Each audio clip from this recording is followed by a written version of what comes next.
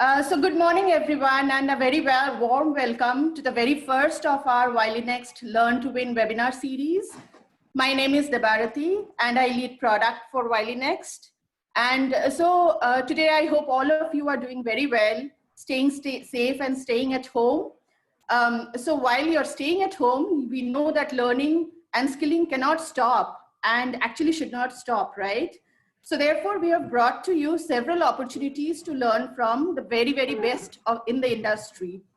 So today we have some exciting launches to announce at the very end of the webinar. So be sure that you stay tuned. But first, let me welcome Mr. Sameer Dhanarajani as the first speaker to the Wiley Next webinar series. Very warm welcome, Sameer.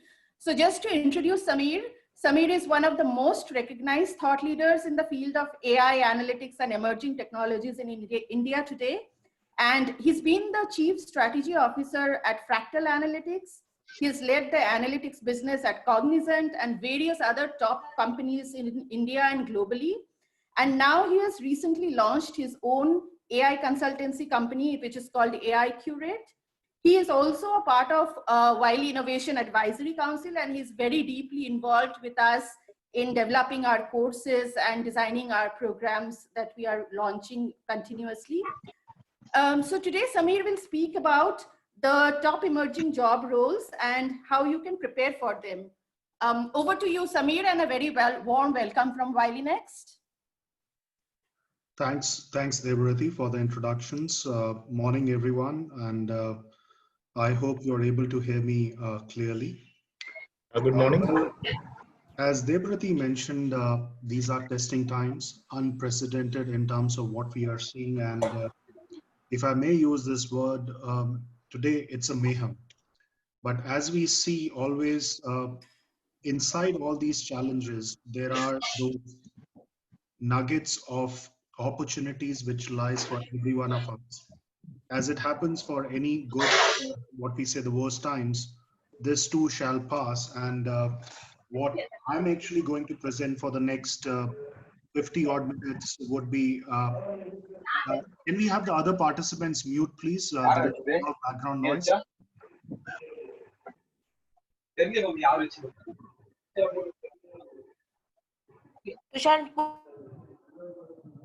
We would request all the participants to please mute your audio.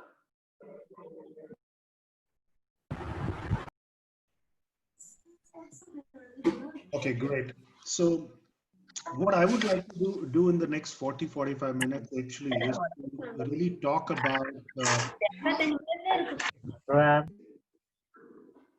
about the changes which are happening on the technology side. And as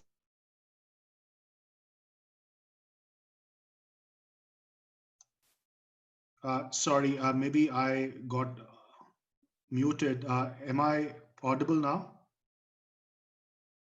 Yes, you're audible, Sameer. I think there are a few comments that people cannot see your screen, though I can see your screen. Well, if you have moved on.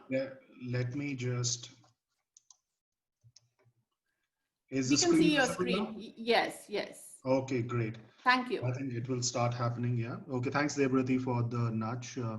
So coming back to the technologies, I'm understanding this aspect that a lot of you are currently in a mode of studying engineering and different streams of education and are willing to make those, what I say, career bets in terms of what you would like to see next as part of your career plan or career aspirations. One of the viewpoints which I would like to kind of present out here is a viewpoint which is coming from my last 17 years of the 23 years of professional career from analytics AI background, having interviewed thousands of candidates and mentored a lot of professionals and students, and also really looked at very closely in terms of the emerging scenarios of what we say new age technologies or digital or exponential, if we may call it. This is the time where we all should be preparing in terms of what lies next for us in terms of career and what opportunities, what kind of a roadmap, what kind of areas which exist today which can make us better prepare for this. And I'll show all these things in terms of an examples, also in terms of able to relate with my learnings, what I have understood over the years. Now, I think one of the key thing about technology, and specifically about what we say, the art of problem solving through technology, and as Arthur Clarke has really said, and this really fits in terms of what we are seeing today with new age technology, is any sufficiently advanced technology is indistinguishable from magic. It's not just about solving a particular area. It's not about solving a particular problem or a challenge of a client. It's also creating a lot of what we say, the well-being uh, aspects for the consumers, for the population at large. And as we know today, while we are struggling on the COVID side, a lot of things which are getting resolved or identified or really kind of distinguished is through technology. And I'll take some of those examples as we proceed. And I want to start with my narrative about the magic of technology with an example. Now, this example is a real life example available in public domain. And this is where we say when magic happens, what it can do for humanity. Now, often it's considered that technology, the new age technologies, whether we are talking about artificial intelligence, blockchain, Internet of Things, cybersecurity, even AR, VR, it's often believed, it's a perception that these set of new age digital technologies are expensive, not for the masses, and it's very difficult to comprehend and learn. Well, I want to kind of demystify this and start with this narrative, and it's a story. I'll make it brief. This is about a gentleman who's standing at the back of the slide, the one who's wearing specs, a young guy, just like you, Makato. Makato is in Japan. His parents do farming, and Makato did his engineering. And when he went back after his engineering, he met his parents at his farm, and that's where this picture is shot. Now, one of the key things about Makato, he did a couple of things in his engineering, and he said, okay, let me decide what I want to do. When he landed up at his farm, his parents' farm, his mother was very anxious.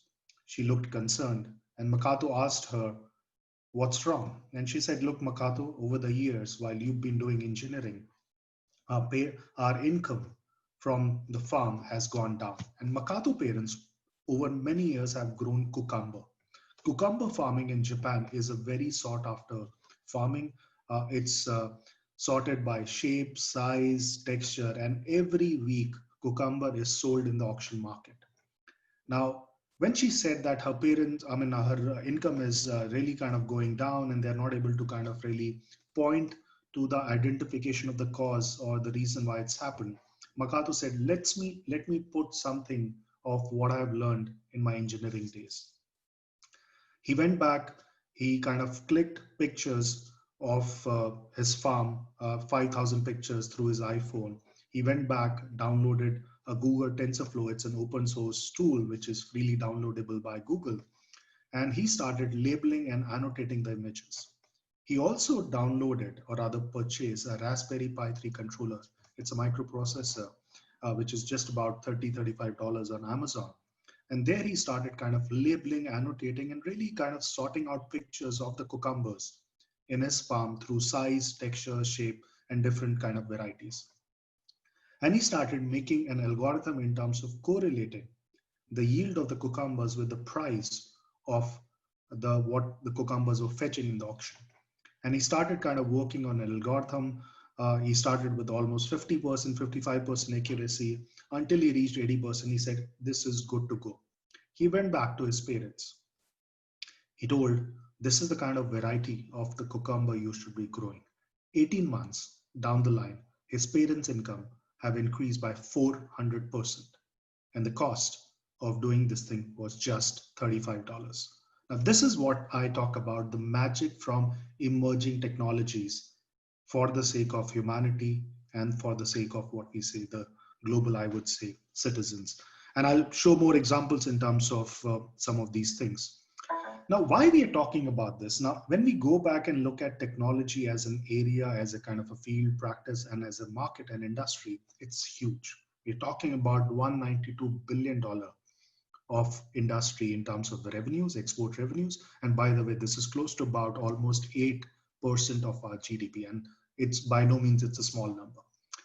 Technology workforce today in India is close to about 4.4 million, 44 lakhs. And the gross domestic revenue is close to about $25 billion. So there is equally a thriving community of startups, in that kind of an ecosystem where everyone is kind of working on the new age technologies.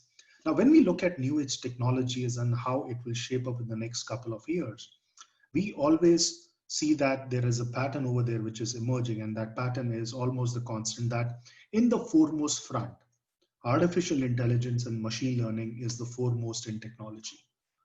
Look, I've been into this area for long, and AI has taken various changes and shapes over the years. And I'll talk about that in the subsequent slide.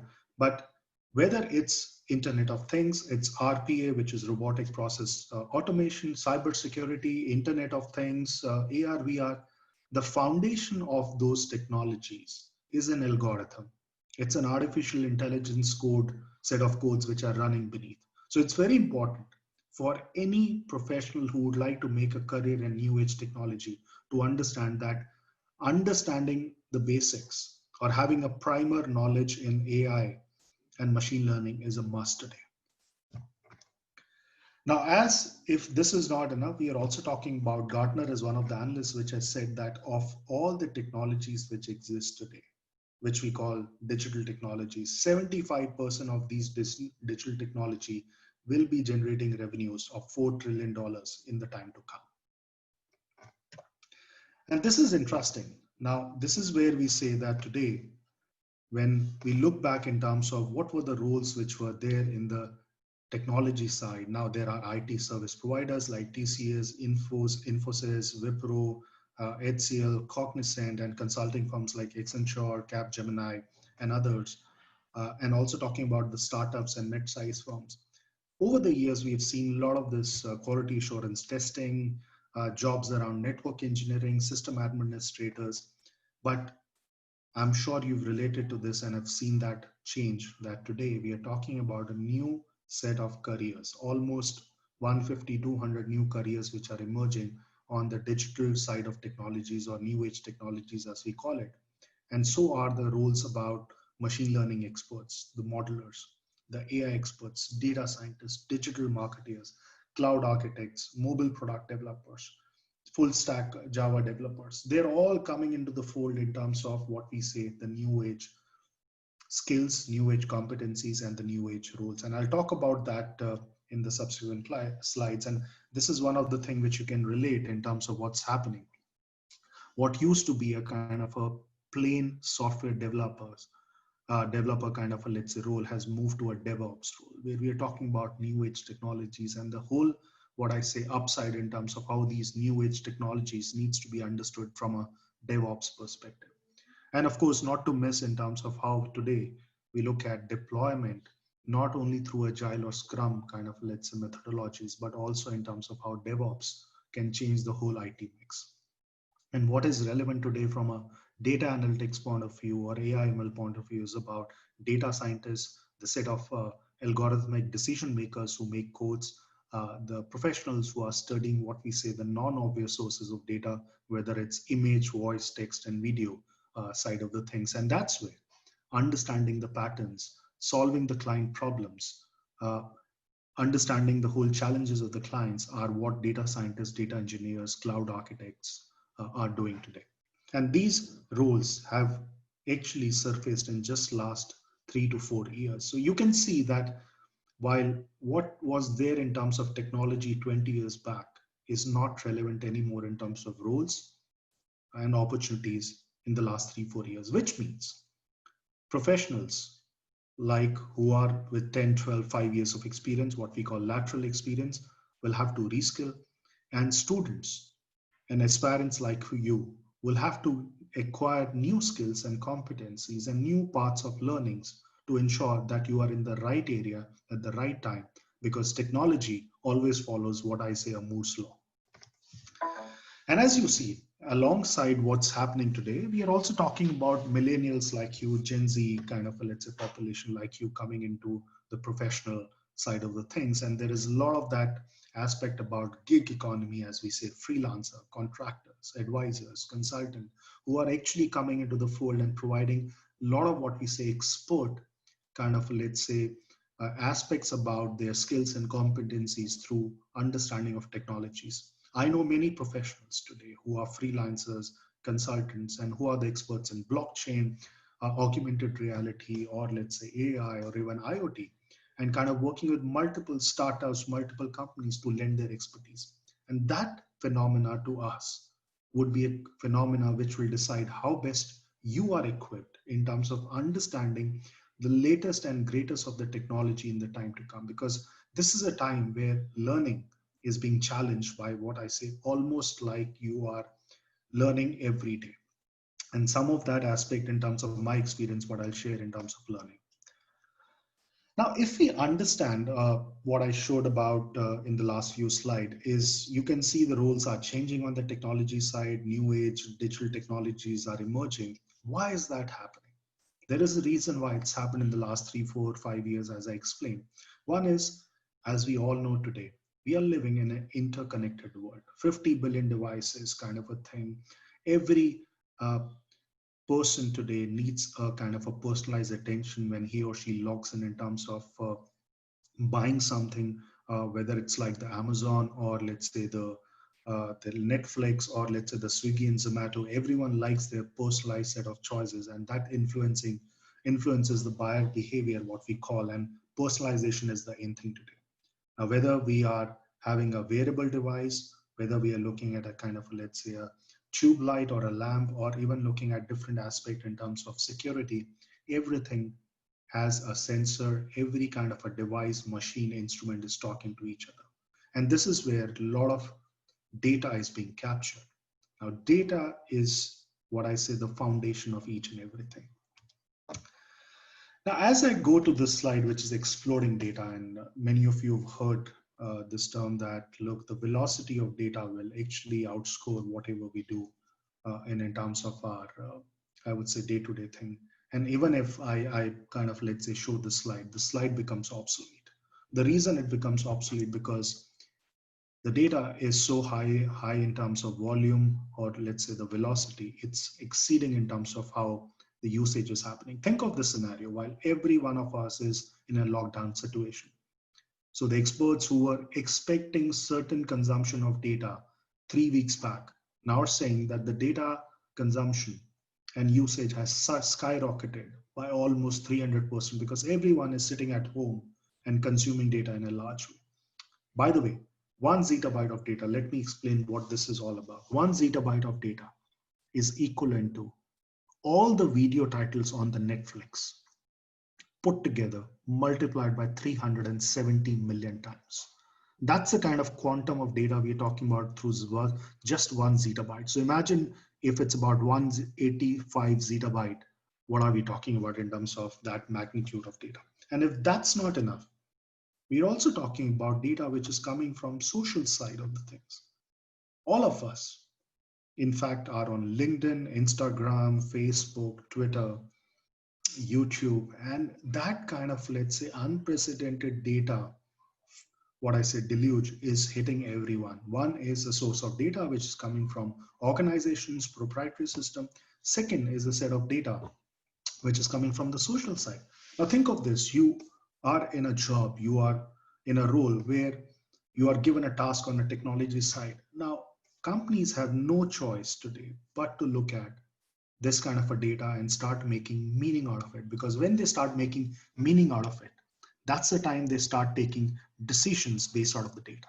And this is where technologies like artificial intelligence, full stack, the things around IoT, cybersecurity, or blockchain are coming as enablers to take those decisions for the organization.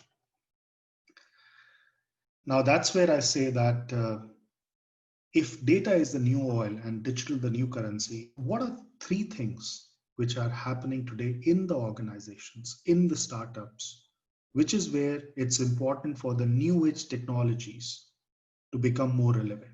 So what is the usage of these new age technologies when it comes to the new set of rules? One, all these set of new age technologies, whether it's AI, ML, or IoT or cybersecurity I've talked about, is actually enabling organizations to start rethinking how they should design the new customer experience. Look, today as consumers, we become very pampered. The way we kind of shop from Big Basket to pick up our stuff from Swiggy to shop, let's say, at online different portals is very different. And I need not say that today. That's become personalized because everyone know that the moment you start buying a product, it's all being watched.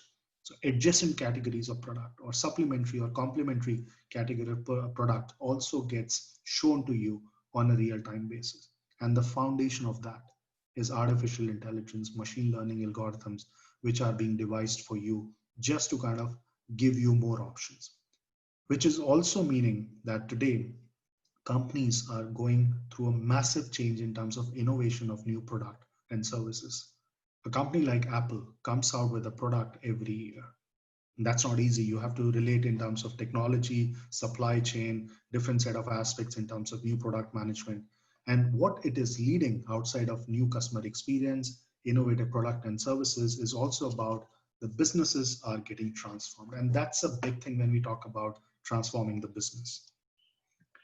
Now, just a sample, I will not go into the details, what I talked about in terms of new age technologies. Where is the usage? Where is the consumption? How it's being implemented is shown actually in this one slide in one, I would say, kind of a, let's say, dashboard manner. You pick up and you can relate in terms of infographics, all these kind of industries. It's about insurance, banking, life sciences, media, telecom, retail, kind of energies kind of a thing. Look at the kind of aspects, what is there in each of these industries and how new age technologies are actually getting consumed to provide new kind of, let's say, areas for companies to innovate or to transform or to kind of really define new set of expectation for the customers. Now think of this, and I'll come out with some of the examples through the next slides. Everything what we are doing today, it's being monitored, the data is being thrown, and that is compelling companies to create new product and services. Whether it's a time today where the companies, specifically life sciences today in the time of COVID, they're trying to understand what could be the fastest way to create a new drug discovery, and analytics through genomics, clinical trials, R&D analytics is coming into the picture. And same is the case for insurance companies. For the reasons wherever the claims are being asked and they're not able to visit in these kind of situations, the drones are being flown, and through a real life kind of a capturing of the images, the drones are sending those kind of images back to the third party administrators for them to kind of understand the kind of, let's say, scenarios in terms of what percentages of insurance claims needs to be given so that it's not delayed. So that's the kind of changes which are happening in day to day, which is giving unprecedented rise in terms of opportunities. And this is an example which is close to my heart. Now, while we can talk about a number of things about organizations, enterprises using new age technologies, but many of us also do realize that technology is also not just for enterprises, it's for humanity. And at some level, humanity is now getting benefited through these new age technologies. And this is an example which is again in the public domain. An example about this gentleman on the right, you can see the one who's wearing glares, is a gentleman called Saqib Sheikh. Saqib is born and bred up in Pakistan. From the beginning, from his birth, he cannot see. He is visually impaired. Saqib moved to US close to about 6 years back, 7 years back, and he got a job in Microsoft. And during his first few days, and he started hanging out with the colleagues at Microsoft who became friends, and they said, Saqib, look, let's make your life magical. And Saqib said, look, I can't see, I'm visually impaired. There's nothing magic for me, so just forget about what you're saying. So his colleagues went back, designed a set of glasses for him, which is what he's wearing. Now, these are not the ordinary glasses. The glasses have an innate ability to click pictures on the go, which means when Saqib steps out of his house to meet his friends, colleagues, go to the office, he starts wearing these glasses. So as he steps out, he starts clicking pictures on the go. which means he can just put his left hand, or rather left side of the left hand fingers on the stem of the glasses, and he can start clicking the pictures. Now pictures have no meaning for Sakib, but the pictures which he's able to click are getting translated into voice, which he's wearing hearing aids on a real-time basis. And now what Sakib can actually hear is Sakib, and this is what the voice is coming to him on a real-time basis. Sakib, 10 meters ahead of you, there is probably a 15 to 16-year-old boy wearing a beige trousers, navy blue jersey, black sneakers on a skateboard. Would you like to meet him? Imagine image, voice, text, and video coming together. New age technologies doing the magic for Sakib. Now Sakib can see, rather hear what's happening for him. This is the magic what we're talking about. And these set of technologies have been devised just like the professionals who've been doing these kind of, let's say, learning programs and who've been into this field and have worked on different kind of projects and engagements. One more example, today's scenario. We talk about the COVID situation, the coronavirus. Now, the first thing which is problematic today is the lungs. As the virus enters the lungs, it starts creating problem for the patients over there. And that's where something like a deep learning technology is coming into the picture to kind of understand the behavior, what needs to be done for the patients. So one of the things out here is that the technique of deep learning, making algorithms study millions of X-rays, CT scans, and MRIs, and trying to kind of understand the symptoms in few seconds is more important today than looking and going to the radiologist, and radiologist takes about 15-20 minutes, and today many of them are working from home, or many of them are tied up with different kind of, let's say, challenges on the patients. This is where the technology is coming for the rescue of the humanity by really looking at millions of MRI, CT scans, and even testing scenarios to really detect if the patients have a challenge or they are tested positive or negative in that scenario. And one example, when I say that, look, everything is fine. I mean, you can use the best of the technologies, you can use the best of the models, new set of, let's say, techniques and codes, but sometimes the technology also needs what I say adoption, a taste in terms of how it can go to the next level, because sometimes you can design the best of the product or services. It may not be best adopted or acquired or kind of tested by the customers. And that's where many of the scenarios in the technologies are also getting introduced with what we say the design thinking, behavioral science kind of a scenario where we are designing solutions, how the humanity can adopt. And this is one example quickly. What I would like to relate is, now Oral-B has a toothbrush, which has an IoT piece, Internet of Things, which has a sensor, not big deal. Many of the devices today, right from the clocks to kind of, let's say, mouses or to the cameras, have those kind of devices which takes the data. But what this brush is doing, this is actually driving the, what we say, the oral hygiene behavior, specifically for the kids. Kids usually don't brush. An ideal brushing time is 2 minutes. And many of us realize, even being adults, that 2 minutes is a big time when it comes to brushing. So what this brush does is when the kid starts brushing the teeth, it shows a kind of a visual dashboard on the mobile through an app which you can download. What the app does is show all these infographics, what you can see on this slide. The left is more about kind of 2 minutes, the time, I mean, if it's too much of a pressure or have you really flossed. The second is about the timer in terms of showing your 2 minutes kind of elapsed time. And the third is about the contours where you have brushed. Anything less than 2 minutes, the emoji turns red, frowning, there is a screeching noise. And today we know our life is governed more by emoticons and emoji. And you see that thing, you say, okay, I'm going to brush again because I want to see happy emoji. More than 2 minutes, the emoji turns blue. There is a smiling kind of a, let's say, emoji, as you can see, and now you're happy and say, look, my brushing is done.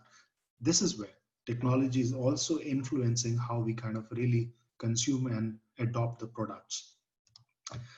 Now, as we see through these examples, what I've given, there are immense opportunities for students like you to make a career in different these technologies. So what does the careers in terms of these technologies look at? Now, let me take a couple of examples because I can't cover all the technologies. It's a very, very kind of a wide and a very, very large field. But let me put a stack in terms of showing you a career grid of how analytics stroke artificial intelligence career grid looks like, and how the roles which are kind of related roles emerge. And you can see those roles on the right hand side. Now, at the base of the pyramid is all about what we say aggregating the data, which is what we say the data collation or the data aggregation. And as we move up, the data wrangling piece, which is what we say now, the data gets more bucketized, the data needs to be massaged, the data needs to be kind of put into different segments, which is where the data warehousing, MDM piece or the cloud piece comes into the picture. Now, if you look at these four side of the segments, there are roles today. In fact, as we speak today, there are 300,000 open roles today in artificial intelligence, machine learning, analytics, and cloud put together. As the start happens for any new kind of a, let's say, project, you have data analyst or the business analyst. Business analyst is more about from the functional side or the domain side, industry side coming in. They really look at in terms of how the data needs to be aggregated or data needs to be kind of collated from various sources. Let's not forget the slides I showed you in the previous or rather in the beginning, that data is coming from internal sources. Data is also coming from the social side. So everything needs to be looked. And the second aspect, which is an aspect which is very significant from impact, is how you need to kind of really now store data from a segment to data lakes to bucketize these things, which is where today the new term called data engineers are coming into the picture. Data engineers are the folks who are really looking at how do you build the data into the right buckets, segment it, because when you have the right data lakes, that's where you can make the best of the algorithm. And today, many of us realize today the data is being stored today on the clouds, on-prem, private, hybrid clouds are emerging. There are different technologies which are emerging, and that's where cloud architects come into the picture. One of the example I can give in terms of how significant is this set of aspect is many of you know Jennifer Aniston, the lady who is a star in the Friends kind of a series. Now, when she joined Instagram, and she's been late in joining Instagram, few months back when she joined, within 15 minutes of her joining, she got about 7.5 million friend requests on Instagram. The Instagram crashed. Next day, the New York Times reported that the algorithms of Instagram do not work.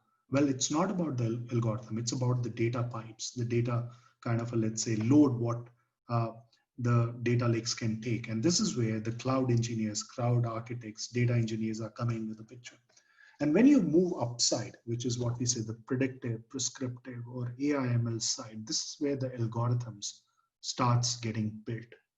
This is where the part where we use what we say the techniques like the RNN, CNN, support vector machine, linear regression, classical regression kind of a techniques. And that's where AI experts or analytics modelers, or what we say the guys who are actually making the algorithms come into the picture. And the last layer is about when you produce the algorithm, you need to present, exhibit, and demonstrate that through a visualization or a storytelling ability. And this is why we say that clients do not, or the end users do not want to see the algorithm. They would like to understand what's the insight, decision, and recommendation they can make from this kind of a data. So this is just an example of one of the career grid of analytics AI, and there are multiple more in terms of what can be shared. And as we relate, one of the aspects which I want to share very quickly is about data engineering. It's also about creating what we say strategies around how the big data needs to be managed, which is about data from multiple sources, variety, veracity, and all. And also in terms of how the structured and unstructured data on a real-time basis also needs to be kind of knitted together in terms of creating the best and the robust of data pipes and data kind of lakes. One example out here, by all means, this is a representation. There are multiple technologies, but how today some of these technologies, you are aware, are part of each and every kind of, let's say, bucket of analytics and AI, whether it's about insights or data integration or even cloud. And many of you would have heard about AWS, Azure, and the Google set of cloud platforms. There are data sources, there are database management. The whole idea why I wanted to put over there, just to give a reflection, that technologies will come and go, but it's more important to understand what some of these technologies work in terms of the specific use cases and scenarios. Now, coming to the part which is important. Now, while I showed you in terms of examples, real life kind of industry use cases, also the cases which are for the humanity in terms of how technologies are influencing, new age technologies are influencing the careers. As students, as aspirants, how do you now, in my own view, shape up your careers in the age today, what we're talking about, an age where uncertainty will be the norm? I've got a thing which is to me unique, which is what I say that, look, irrespective wherever you work, a startup, a large firm, a consulting, a boutique kind of, let's say, company, or even do something of your own, eventually you're solving the problem for the end user. And there is an art of problem solving through which you need to kind of really look in terms of deciding how your careers need to be shaped up. And to me, it's like a triangle if you really put it in that way. The one aspect of the triangle is you got to understand more about the concept, which is about the conceptual learning.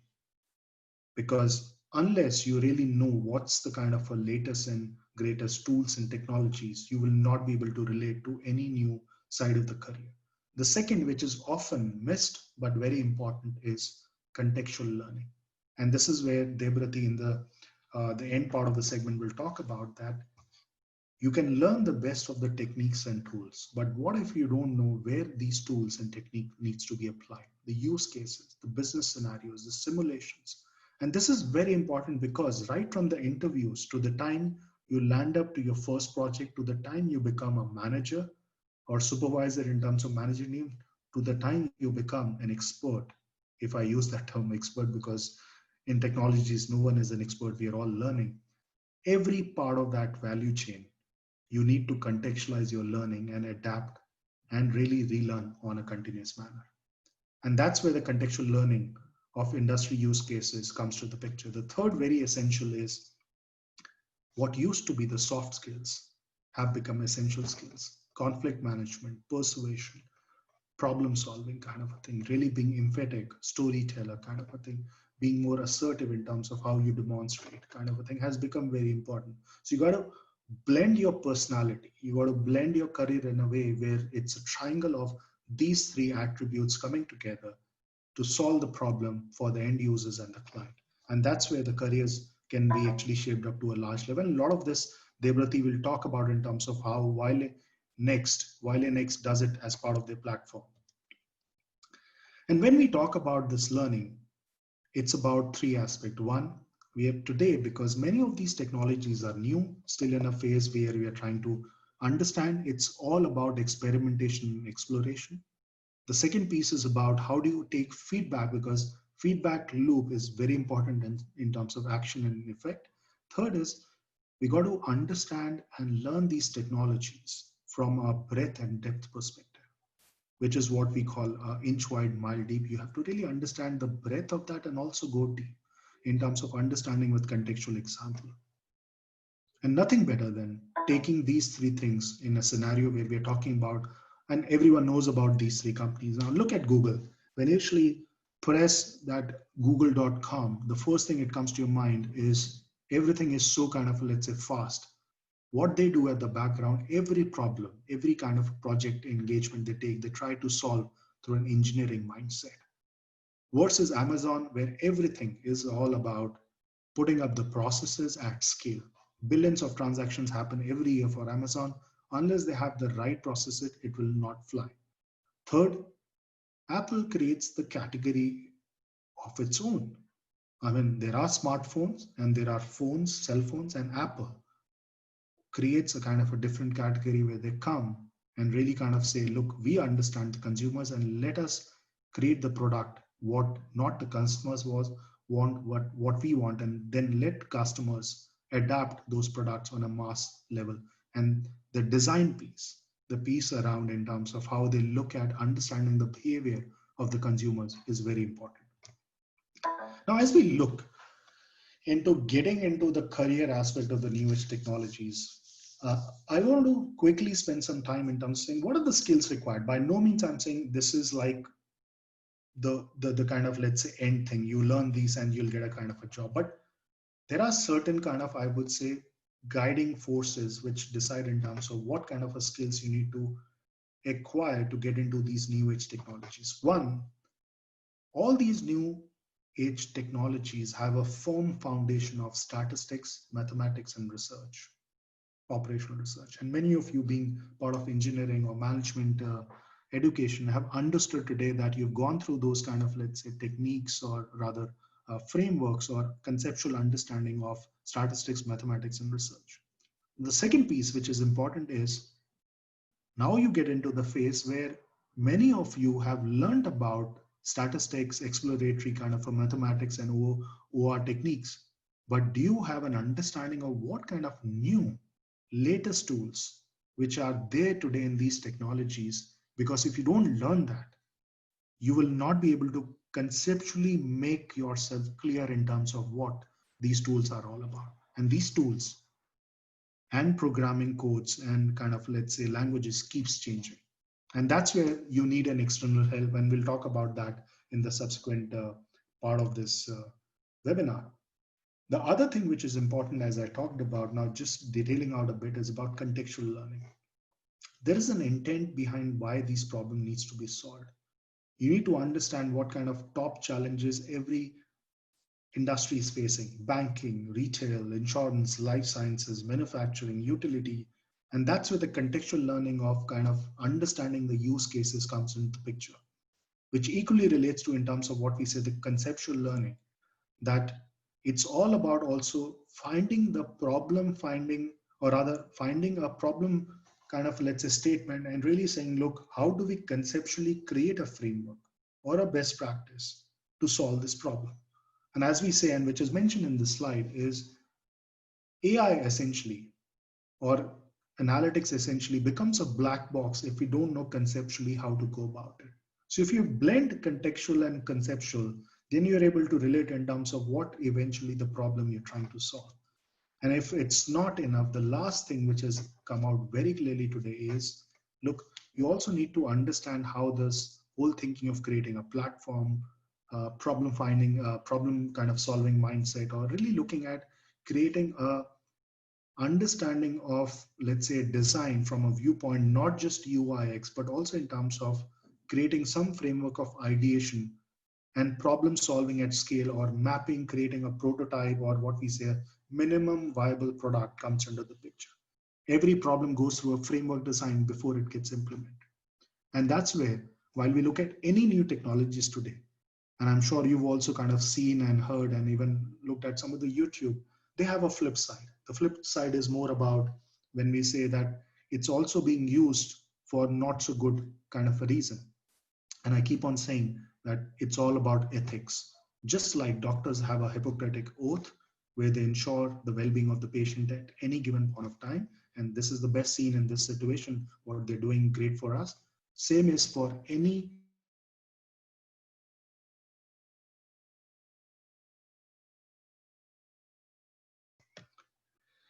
And today, I think while we are going through a challenging situation, it's tough. We've never been into this kind of a, let's say, scenario where while we have time, we also see a situation outside which is not so good.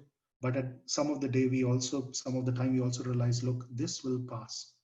In my own understanding, I've got some aspects for each one of you to kind of really think and ponder over. I think today, if we take the first thing, this is the best time which we can put to our advantage and make ourselves really gold standard driven on the learning side. Technologies are fast changing, and something will happen after this where new set of technologies will emerge. So it's important for you to really leverage and really kind of think about, can you take, instead of really kind of going through a 1 year, 2 year program. This is a time where we don't know how kind of, let's say, these things will open up in the next few months. Maybe it's time for all of you to think that can you take a fast track capsule program to make yourself, what I say, market deployable. Third, the winds are changing. When things go back to normal, and soon it will be, there'll be a new set of industry best practices which will emerge. So better you equip yourself in terms of really picking up and learning the best and the greatest and the latest. The fourth, I keep on saying you got to apply conceptual and contextual learning together. Many of us always go behind learning concepts and not talking about how it needs to be used. I think the best of the learning have always happened when conceptual and contextual learning has been blended together. Last, which is to me is my own mantra, you got to decide now how your life algorithm will look like. There is a concept in Japanese, you've heard, many of you would have heard, ikigai, which is the sense of purpose. I think this is the time where each one of us can mull inside us and really say, can we create our own algorithm of what we stand for and what we intend to do in life? And this is where that algorithm in this time will define how you would like to shape up in the time to come. And I think as I just move to the last part of my session, I think this is the time where you need to take those calls now, how your career and learning needs to be shaped up. And just to end my side of the picture before Debrati takes over is something I want to show in terms of how the future of work in terms of learning and careers will look like.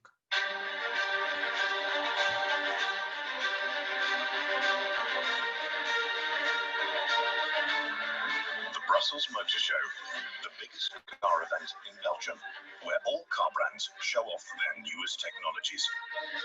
But it was Volvo who hijacked all the attention, with the first car that could recruit its own technicians. Volvo presents the recruiting car. Ik ben de HR-9. Ik ben op zoek naar onderhoudstechnici voor de Volvo-fabriek in Gent. 200 job openings were announced on social media, inviting everyone to come and check out the first car that recruits its own engineers. To conduct the interviews, we tapped into the car's technology. Welcome, Oliver. Glad to see you put on your blue shirt for the interview. Can you show me where my electric compressor is? Sure. Yeah. Please allow me to play some piano music to make you feel more comfortable. Tell me, why should I hire you?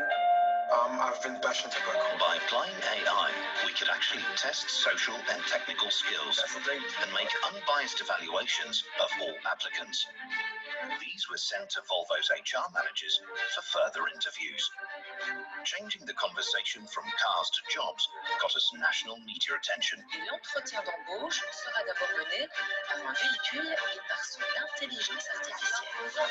70% of all news coverage about the Brussels Motor Show was dedicated to Volvo. More than 1 in 2 Belgians was reached through PR coverage alone, leading to 300% more price requests. And the 200 vacancies, well, they were all filled. Well, this is how the future of work will look like. And over to you, Debrati. Thanks so much.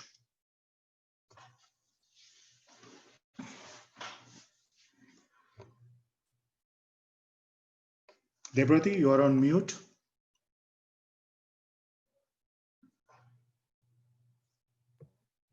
Thank you, Samir, for that wonderful presentations. And guys, all of you have seen how the future of technology is moving right now. You saw a car that is actually interviewing and recruiting its own engineer.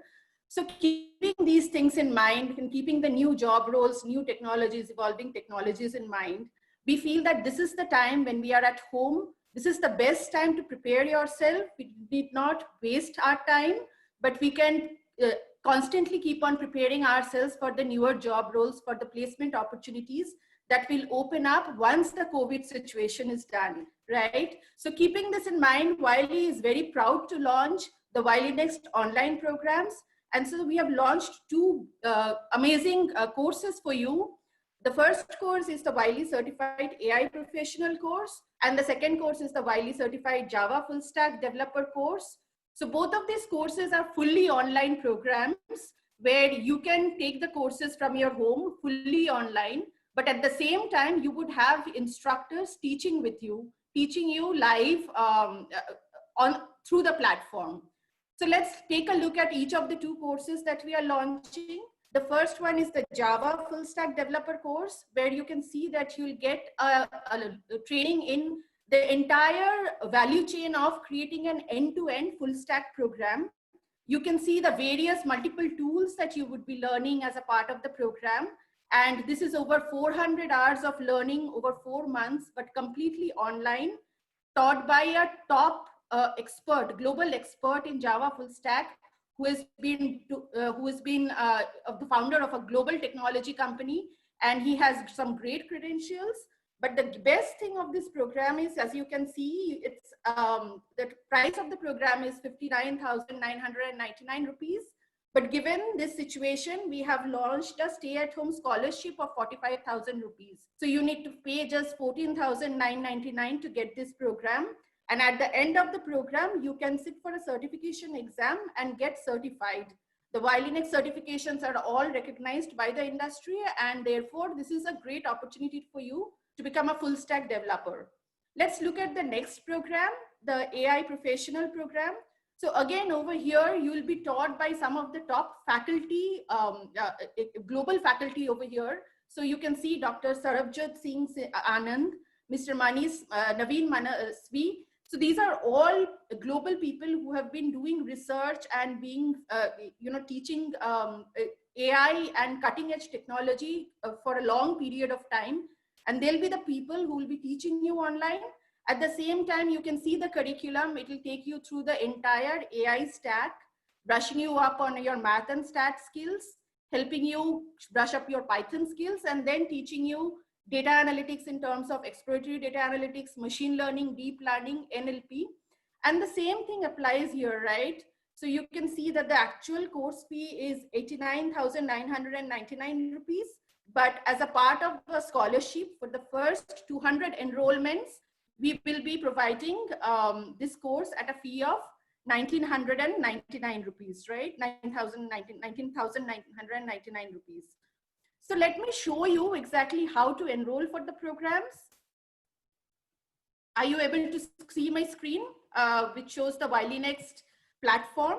So once you log into get into the WileyNext platform, you can click on the live online courses, and you can scroll down and pay for the programs here at the bottom, where you can see the pay online tabs over here. So we would encourage all of you to enroll for these courses, and at the same time stay tuned for all the webinars that we bring to you. Make the most of this this time when you are at home, and ensure that you keep on learning and never stop learning, right? So guys, if you have any questions right now, this would be a good time to ask your questions, and both Sameer and I are available to answer all your questions. So I would request all of you to post your questions in the chat window so that we can respond to some of your questions.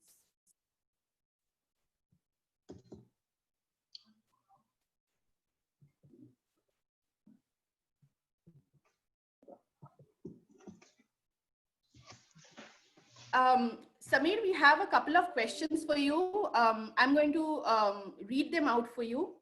Sure. The first question is, could you tell me a real-time example to understand the difference between contextual learning and conceptual learning?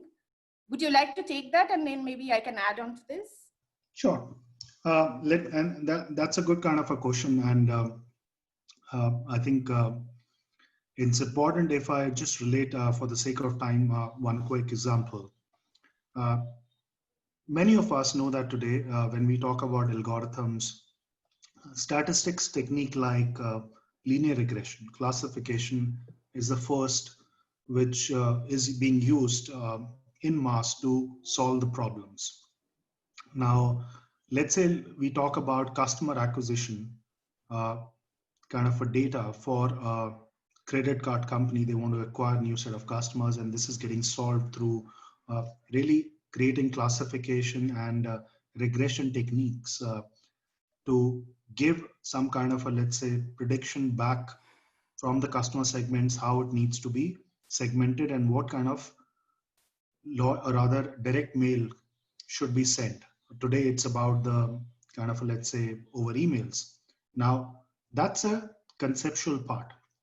The contextual part is, if I don't understand the credit card industry, if I don't understand how banks actually create or kind of devise new credit cards, if I don't understand how the direct mailing campaign works, if I don't understand what kind of target set of customers I should be really managing, then there is no point learning those linear regression or classification or even neural network techniques, which is where we say, keep on saying that sometimes we can be best in terms of deploying these techniques, but if we don't understand the problem of the customers, then the techniques have no kind of, let's say, utility or kind of, let's say, application for the clients.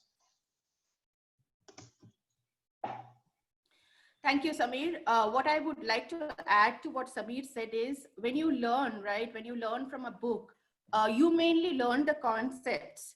But unless the concepts are, you are able to understand how to apply the concepts in various business contexts, right?